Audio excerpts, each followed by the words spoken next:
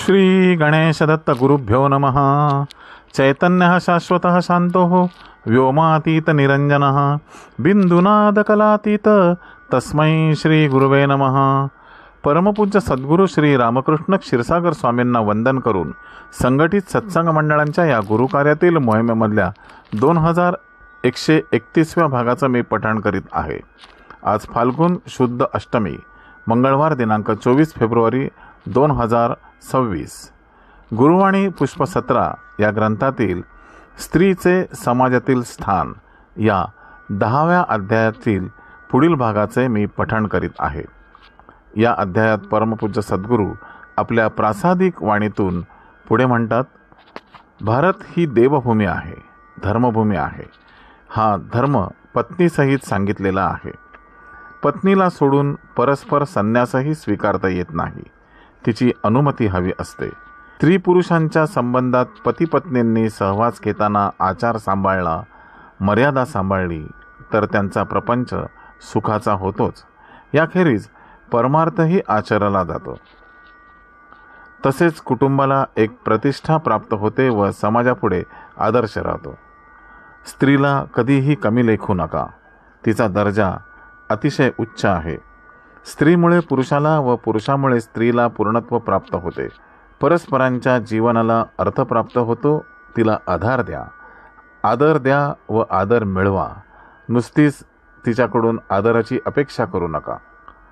म्हणून स्त्रियांच्या मार्दवाचा, कोमलतेचा विचार करूनच त्यांना वेदाध्ययनाचा अधिकार दिला नाही। वेदांच्या घणाघाती उच्चारामुळे जी ऊर्जा निर्माण होते ती स्त्रीच्या शारीरिक व मानसिकतेला पेलवण्यासारखी नाही। त्याचा तिच्या शरीरावर, मनावर विपरीत परिणाम होतो। या उच्चारांनी तिच्या आवाजातही बदल होतो, घोगरेपणा येतो, तिचे मार्दव कमी होते। तसेच ज्या गुणांमुळे स्त्रीला पुरुषांपेक्षा जास्त महत्त्व आहे ते वात्सल्य, तो वात्सल्य भाव कमी होतो। याचा विचार या बंधनामध्ये आहे। या विचारात तिला कुठेही कमी लेखलेले नाही। याच कारणास्तव तिला स्मशानात उपस्थित राहण्यासाठी योग्य समजले जात नाही। तिथली भयानकता, उदासीनता अनुभवायला ती सक्षम नसते।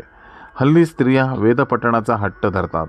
वेदपठणाच्या दुराग्रही हट्टातूनच एक दुष्ट शक्ती निर्माण होते व नाश होतो, असे दाखले इतिहासातही आहेत। दुराग्रहीपणाने ही दुष्ट शक्ती उत्पन्न झाली तर जगाचा नाश होईल। त्यासाठी भगवंतांना जन्म घ्यावा लागेल, तेव्हा ते थांबेल। पण त्यामधील तेवढा काळ हाल अपेष्टात जाईल याचा विचार करा। वेदपठणाने जर स्त्रियांच्या अंगात शक्ती उत्पन्न झाली तर त्यांच्यात कर्मठपणा येईल, संतती होणार नाही। स्त्रियांनी वेदपठण करणं हे ऱ्हासाची लक्षणं आहेत। मार्दवता, शांतपणा या स्त्रियांच्या अंगी असलेल्या गुणांमुळे तिला सौख्य आहे। स्त्रीपासून पुरुषाला व पुरुषापासून स्त्रीला जे सौख्य लाभते ते या गुणांमुळे।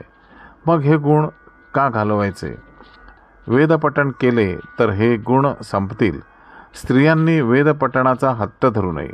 इतर पुष्कळ क्षेत्रे आहेत जिथे त्यांना आपले कर्तृत्व, बुद्धिमत्ता दाखवता येईल।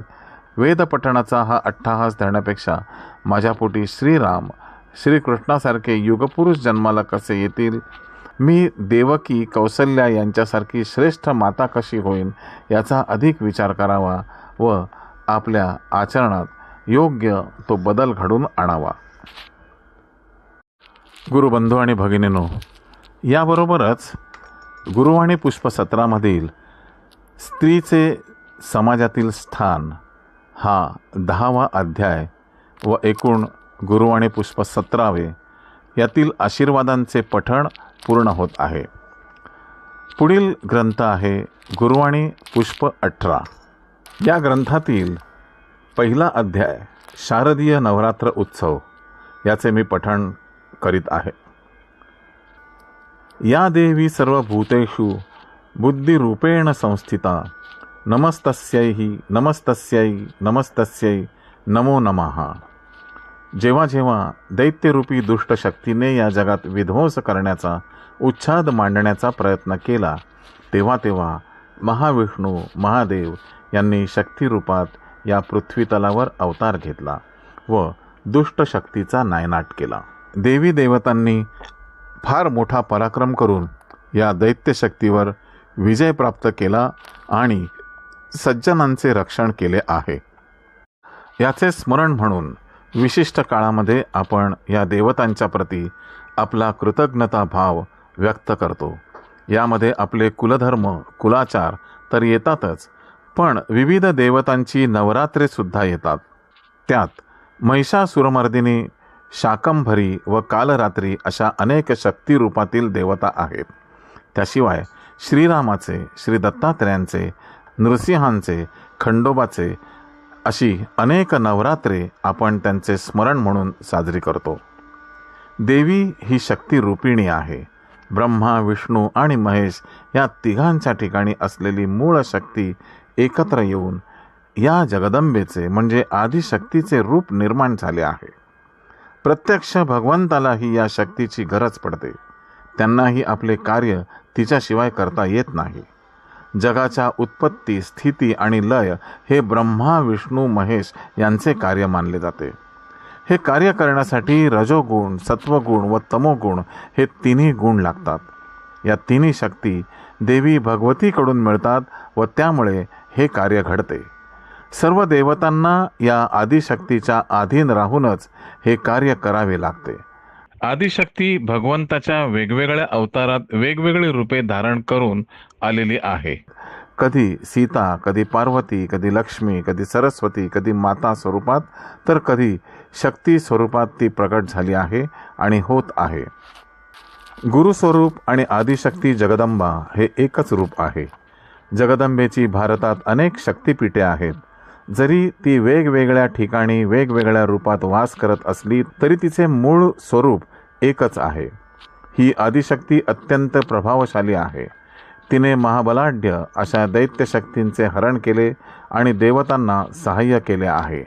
यामध्ये शुंभ, निशुंभ, महिषासूर असे अतिबलाढ्य दैत्य होते. त्यापैकी महिषासुराशी देवीने 9 दिवस व 9 रात्री लढा दिला. त्यामुळे शारदीय नवरात्राला जास्त महत्त्व आहे. भगवतीने महाकाली, महालक्ष्मी व महासरस्वती अशी रूपे धारण करून महिषासुराशी अतिशय घनघोर युद्ध करून विजयादशमीच्या दिवशी विजय मिळवला. श्री गुरुदेव दत्त. गुरुबंधू आणि भगिनींनो, आजचे हे पठण परमपूज्य सद्गुरूंच्या चरणी सादर अर्पण. या अध्यायाच्या पुढील भागासाठी पुन्हा भेटूया उद्या सकाळी 6 वाजता. श्री गुरुदेव दत्त.